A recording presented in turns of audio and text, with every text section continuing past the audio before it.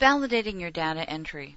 Finally, let's talk about the validation feature I mentioned briefly when we talked about lists in this chapter. And here I've gone back to one of the lists we've worked with before. Understand that you can configure your worksheet to warn someone when he or she tries to enter data into a field in your worksheet that does not match the type of information it expects to see, such as if it goes over a particular text length, if it's expecting a whole number and somebody tries to enter a fraction, or somebody's trying to enter something else when it's looking for a date.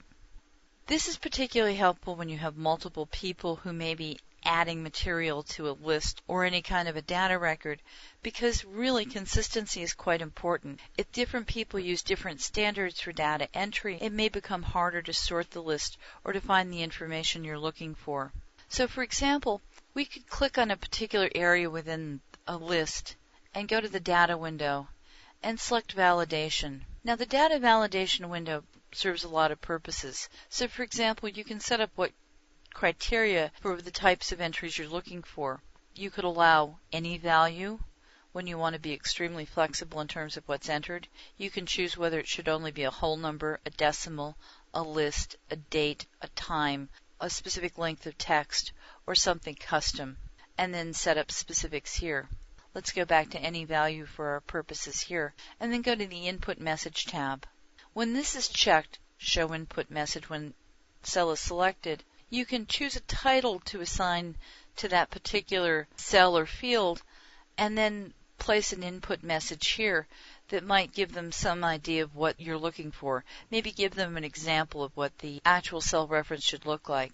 You can also click on the Error Alert tab here and set up specific kinds of error alerts for when an entry is typed that doesn't meet the criteria that have been set.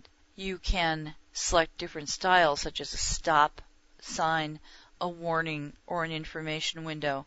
You can click a title, and you can also type an error message like, "This does not match a valid entry." And when you're done, you can simply click OK.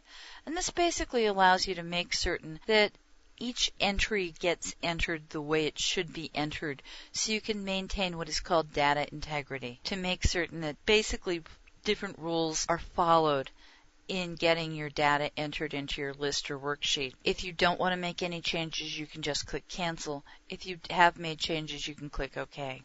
So this is an example of data validation. It gives you a wonderful tool, especially when working with multiple people.